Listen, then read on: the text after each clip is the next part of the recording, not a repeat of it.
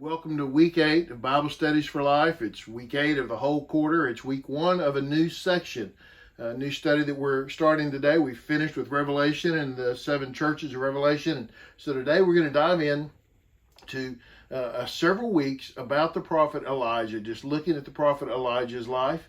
Elijah is an Old Testament prophet. He is a guy he lived an interesting life, and we're going to get to see that and see the things that happened in his life. He lived at an interesting time. So let's dive into 1 Kings chapter 16. That's where we start out today. It says, Ahab, the son of Omri, became king over Israel in the 38th year of Judah's king Asa. Ahab, son of Omri, reigned over Israel in Samaria 22 years.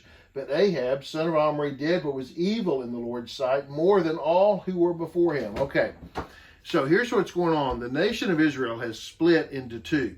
There's a southern kingdom called Judah and a northern kingdom called Israel.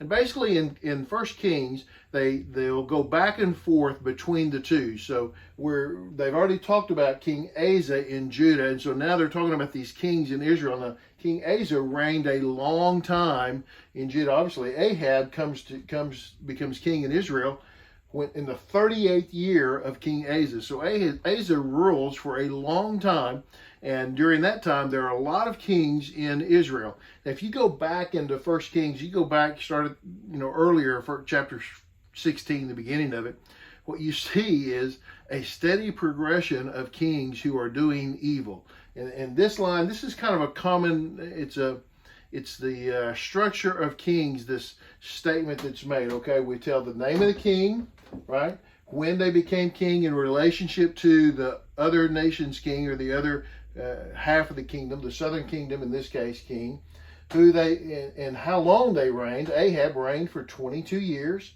okay? And then this statement, Ahab, the son of Omri, did what was evil or did what was good in the Lord's sight. So it's one or the other, okay, that comes. And unfortunately, we're in a string of kings of Israel who are doing what is evil in the Lord's sight. And not only that, but each one, it says, this is a common phrase for this string right now in chapter 16. They did more evil than all who were before them. So they are just getting progressively more and more evil. It's getting worse and worse in the nation of Israel. They're falling farther and farther away from the Lord. So this construction of this 2 verses is very common in Kings. You see this over and over again. They name the king. They tell when they became king in relationship to the other nation's king. And then they talk about how long they reigned, and then did they do right or did they do wrong in the Lord's sight. And here you see that he did what was evil. Omri, his father, also did what was evil. And he assassinated a guy who only ruled for 7 days, and he had done what was evil. And he assassinated somebody who also did what was evil. I mean, it was bad. It was really bad. Look, I don't want to be political in this deal, but people talk about, how bad our politics are in America right now. Listen, this is rough.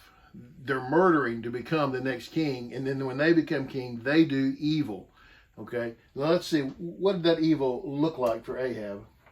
It says, then, as if following the sin of Jeroboam, the son of Nebat, were not enough, he married Jezebel, the daughter of Ethbaal, king of the Sidonians, and then proceeded to serve Baal and bow and worship to him. Okay, so he's doing these wrong things. He's doing these evil things. It says, and then, if that weren't enough, right, he married Jezebel. Now, we're going to learn about Jezebel. We're going to see more about her, but you probably recognize that name as being a negative name. Don't name your daughter Jezebel. Not a good name, okay? That'd be like naming your son Hitler. Don't do it. It's not a good name. Don't name your daughter Jezebel. This is a bad name, right? She's a bad person. Also, don't name him Ahab. That's a pretty bad name as well, okay? But I want you to notice something about this that's really, I think, interesting, okay? She is the daughter of the king of the Sidonians, whose name is Ethbaal, okay? And then he takes them and they serve Baal, right? And bow and worship to him. Well, look at this guy's name, Ethbaal. Think this doesn't mean something in relationship to this God, okay? So she's the daughter of a king who's named himself after this pagan god Baal, okay? Who is a god who takes child sacrifices and all that kind of stuff. Actually been to a place in Damascus, or not in Damascus, in Syria, where there was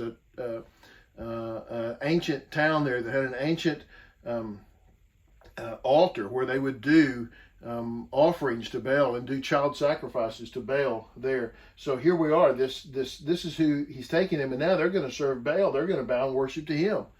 So he has not only married a foreign woman, a foreign girl, to as king, but now he's taken her God as his God and now bowing. And he set up an altar for Baal in the temple of Baal that he had built in Samaria.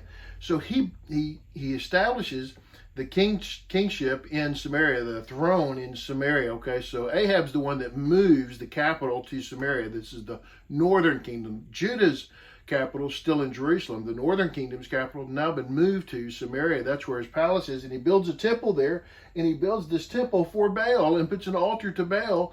So he has given the entire nation of Israel, this northern kingdom of Israel, he's given them to Baal.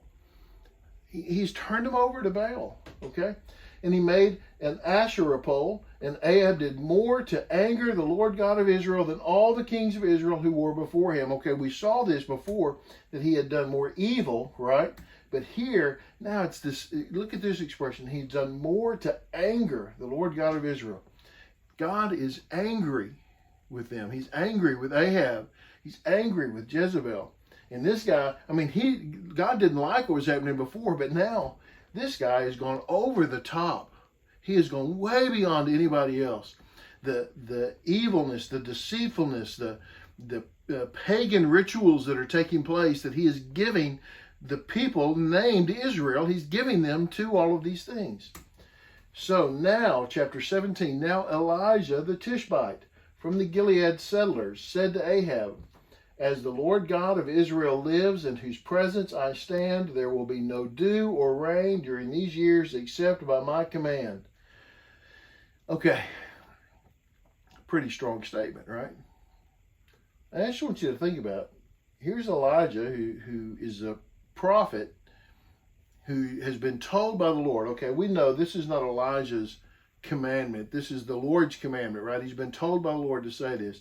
But to say this, he's got to walk up into the palace in front of Ahab, who is the most evil king Israel has ever seen. That's what we've seen, right?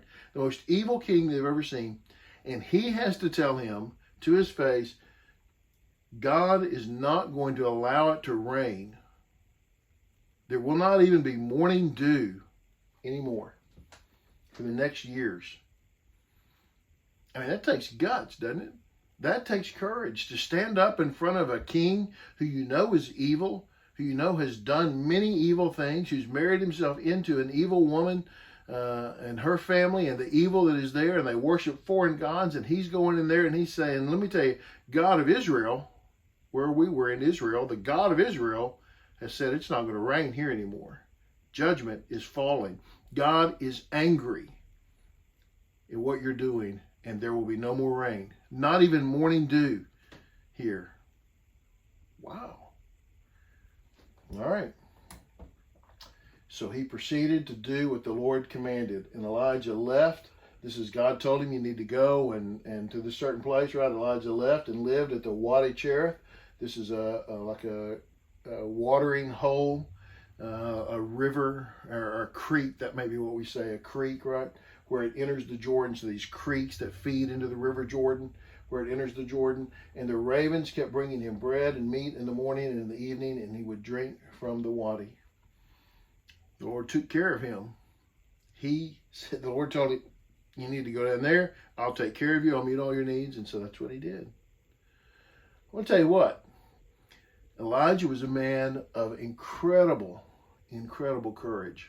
He was a man who believed that God had told him what to say, and he would walk into the worst place in the most difficult situation, and he would say what God had told him to say. And we're going to see this consistently from Elijah. Elijah was a man who had great courage that rested in his faith, in his trust in who God was and what God would do. Okay, so he didn't have courage that was just foolish courage, and he didn't have courage that just kind of came up out of nowhere. He had courage that came out of his faith, that God had told him what to do, that God would keep his promises to him, and so he was going to do what God told him to do. That's courage. That's Christian courage, right? That's godly courage. And that's what Elijah had. That's how he lived. And that's what we're going to study. We're going to be looking at it the next several weeks, this man Elijah and how he lived and what he did and what he said and the example that he sets for us in courage, in faith, in trust, and sometimes the things that he learns in the middle of it, right? How God teaches him, because Elijah's not a perfect man by any measure. But boy, he lives in a hard time, in a hard place. You talk about a godless place, that's where Elijah was put. That's where he was placed to bear witness to who God is. I hope this has helped, and I hope you join us for every week as we look at the man Elijah here in 1 Kings. Subscribe to the channel, like it, share it, comment on it. Let me know what you're learning and how you're teaching it, what you're learning from it. Anyway, I appreciate it. We'll see you next time. God bless.